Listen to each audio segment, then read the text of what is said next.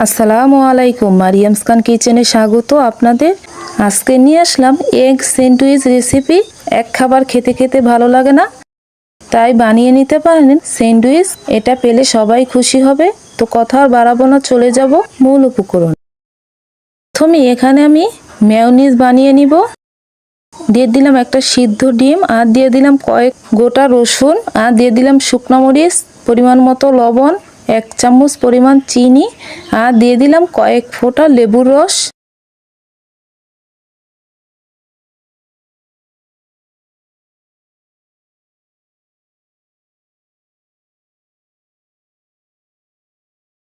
আপনারা লেবুটা না থাকলে ভিনেগারও দিতে পারেন।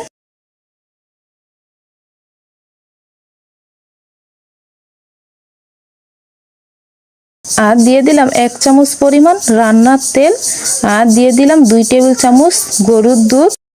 তো সবগুলো উপকরণ আমি খুব ভালোভাবে ব্লেন্ড করে নিব। তো রেডি আমার মেয়োনিজটা, দেখুন চামচ দিয়ে দেখিয়ে দিচ্ছি। তো চলে আসলাম এখানে স্যান্ডউইচের পুর তৈরি করার জন্য। 2টা সিদ্ধ ডিম আমি গ্রেটার সাহায্যে গ্রেট করে নিচ্ছি।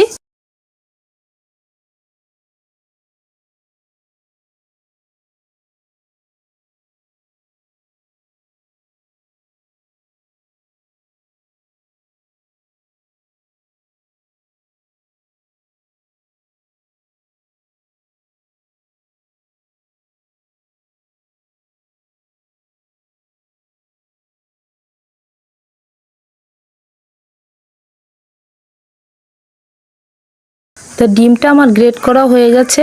এর ভিতর আগে থেকে কোচানো শসা, পেঁয়াজ, মরিচ দিয়ে দিলাম। মরিচটা আমি কমিয়ে দিয়েছি, যেহেতু বাচ্চারা খাবে। আপনারা ঝালটা আপনাদের স্বাদ অনুযায়ী দিবেন। আর দিয়ে দিলাম পরিমাণ মতো মেয়োনিজ। তো ভালোভাবে আমি মিশিয়ে নিব। এখানে আমি লবণ দিয়েছি, লবণটা ক্যামেরা বন্দি হয়নি। লবণটা দিতে হবে যেহেতু শসাটা দিয়েছি।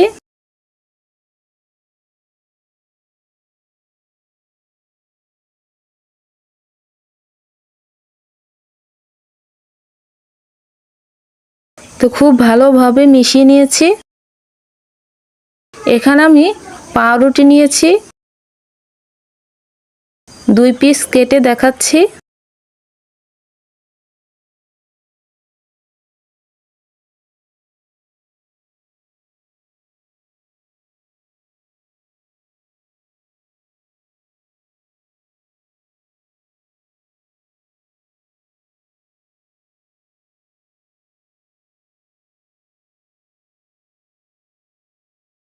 চার পাঁচটা কেটে ফেলে দিলাম।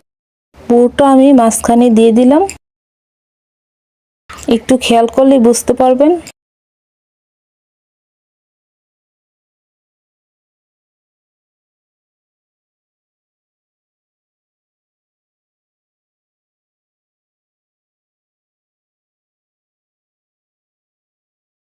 তো এর উপর আরেকটা পাউরুটি দিয়ে দিচ্ছি। এবার আমি কেটে নিচ্ছি।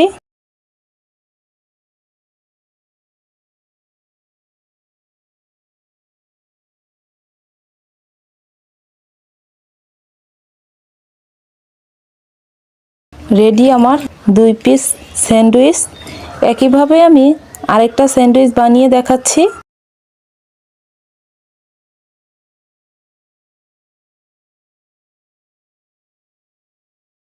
আবারও ব্রাউন কালারের 4-5টা আমি কেটে নিব।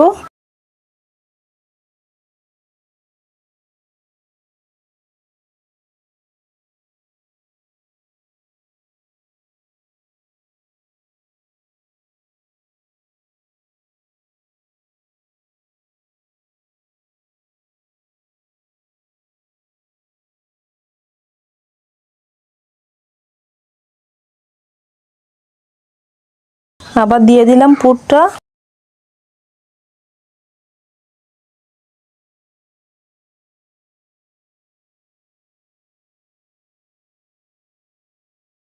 আবারও বরাবরের মতো কেটে নিচ্ছি।